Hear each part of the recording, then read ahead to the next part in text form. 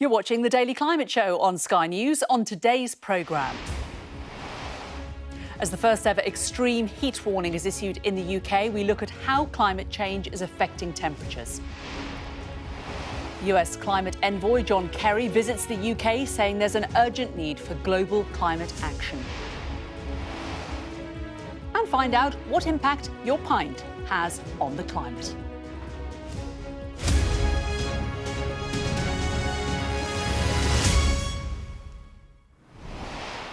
Hello and welcome to the UK's only daily climate news show, where we track the changes happening to our world right now and meet those coming up with solutions. Well, we're starting today at our data dashboard because our planet is heating up. The world is now just over 1.2 degrees warmer than it was before the Industrial Revolution. And that's having an impact on our weather, causing more frequent and intense droughts, wildfires, storms and rainfall. The devastating flooding in parts of Europe last week has already been blamed by some on climate change. And now here in the UK, the Met Office has issued its first ever extreme heat warning. Well, the top 10 warmest years for the UK since 1884 have all occurred since 2002. 2019 alone broke 4 records, including the warmest winter day on record and the warmest Easter day. Well, let's remind you of the hottest temperatures recorded in each part of the UK. In England, Cambridge Botanic Gardens hit 38.7 degrees in July 2019. The record high in Wales was 35.2 degrees in 1990. Scotland hit nearly 33 degrees in August 2003. And a record temperature was set in Northern Ireland this weekend, with Ballywattycock in County Down reaching 31.2 degrees Celsius.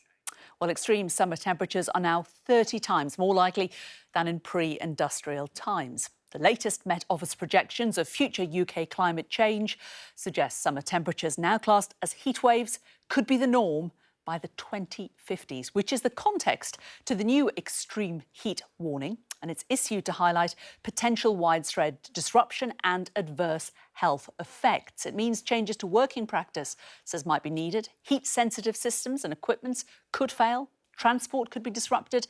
And more people are more likely to visit coastal areas and rivers and lakes, which leads to a risk of water safety incidents. Well, our science correspondent, Thomas Moore, is in South Oxford for us. Thomas, is the UK prepared for this?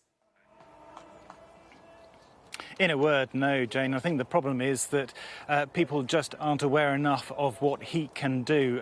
2,500 people died last summer as a direct consequence of heat, and that is likely to increase with climate change.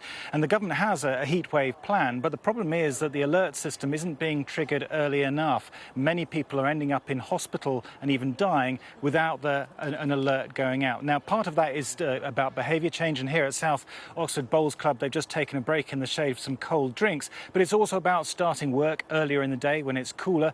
But primarily it is about housing, and 20% of people live in houses that overheat, and they can get no relief from these high temperatures, and that is a fundamental problem with the design of our buildings at the moment. There is also the infrastructure. Railways buckle under the heat, bridges too, and this is a problem that needs to be resolved because, as I say, climate is only going to get worse.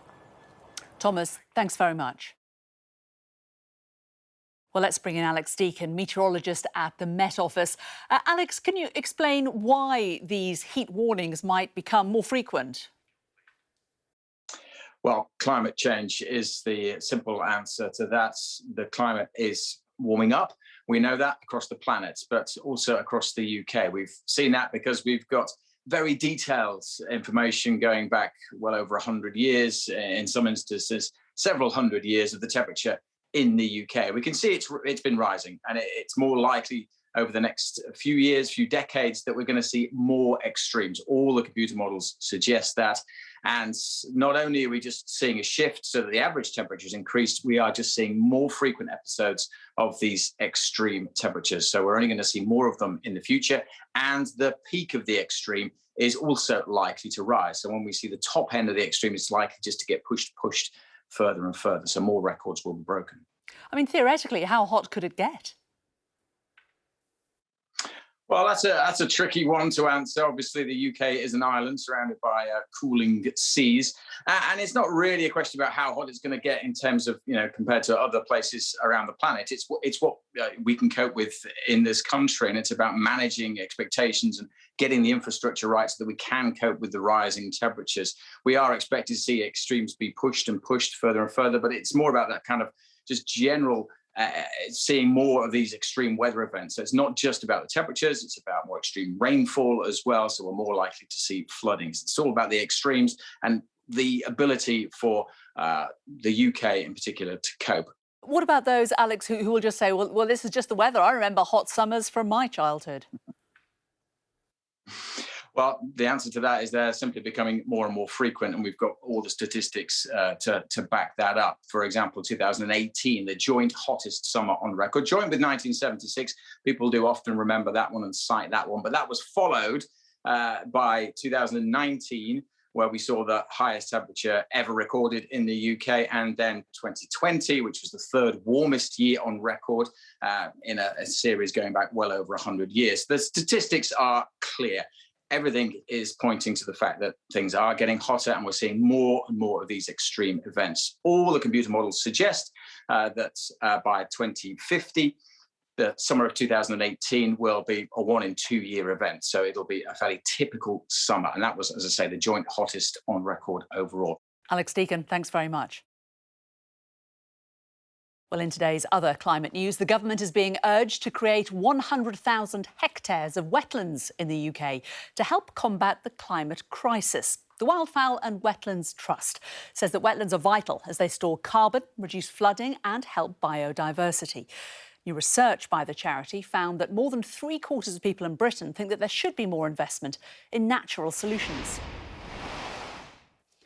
The International Energy Agency is warning that global emissions are set to soar as economies recover from the pandemic. The agency estimates governments around the world have only allocated 2% of their recovery fund to clean energy measures.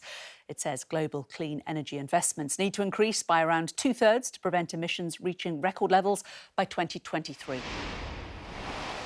And a mini golf course has opened in New York City, which aims to teach players about climate change. Local artists and non-profit groups have designed the 18 holes at Putting Green to highlight environmental issues and solutions. Players can find out more about wind energy, emissions and the effects of melting ice caps by reading information on placards whilst they putt. To the US now, where officials in Oregon are asking for help to contain a massive wildfire in the state. The bootleg fire has grown to 537 square miles due to gusty winds and dry, hot weather, which is expected to continue over the coming days. It's one of more than 80 wildfires to have broken out across the western United States, forcing thousands to flee their homes. Scientists say climate change has made the West much warmer and drier and will continue to make weather more extreme and wildfires more frequent. Well, this comes as there are just over 100 days to go until the most important climate summit in years, COP26. The conference will be held in Glasgow in November, bringing together heads of state, business leaders, scientists and campaigners. And ahead of the meeting, the US climate envoy, John Kerry, is in the UK. Earlier, he visited Kew Gardens in London and spoke about the urgent need for global climate action. Even if everyone did what they said they would do in Paris, the temperature of this planet will still rise by upwards of 2.5 or 3 degrees centigrade. We're already seeing dramatic consequences with 1.2 degrees. Imagine the doubling. To contemplate doubling that is to invite catastrophe. Our climate correspondent, Hannah Thomas-Peter, was listening to that speech and has the latest. That was as strong a speech as I've heard from Special Envoy John Kerry on the subject of climate change, a speech that sounded like it was being fueled by something approaching anger, definitely frustration that we are now in the defining decade of action when it comes to international consensus and commitments to reduce carbon emissions, and that we have no alternative but to get this right, because he painted a very scary picture of an increasingly unlivable, unstable world if it continues to warm. He called climate change the test of our time, an acute and as existential test as any previous one. And he laboured the point that no country, rich or poor, will be spared, and then spoke about the extreme weather that we have been seeing in Western Europe in terms of the floods and in America in terms of the heat. And it's interesting because climate scientists themselves are getting more and more confident about how closely they can link climate change to these individual extreme events. We've just spoken to NASA's senior climate advisor, Gavin Schmidt, and this is what he had to say.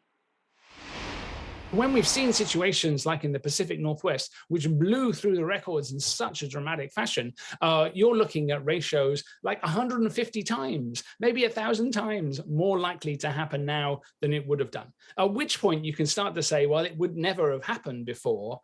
And so you can basically say that this event is almost 100% attributable to the fact that the climate has changed.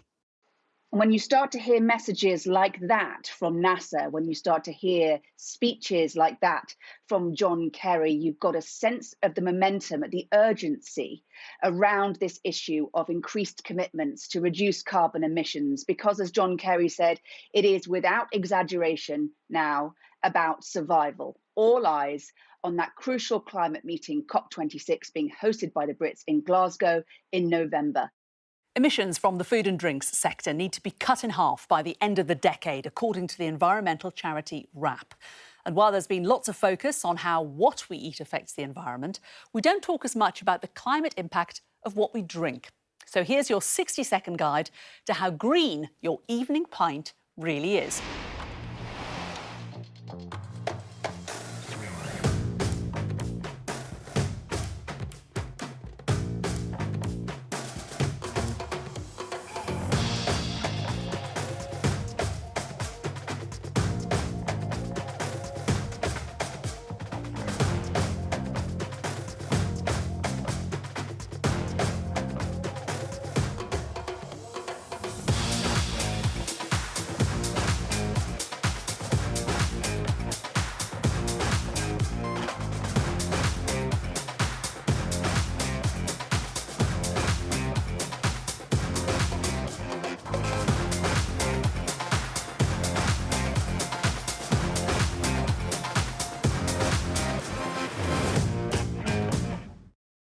That's all from us for today. Next time, how small changes to how we build our homes can make a big difference in keeping them cool. We could all do with that. You can find out more tomorrow at the same time here on The Daily Climate Show.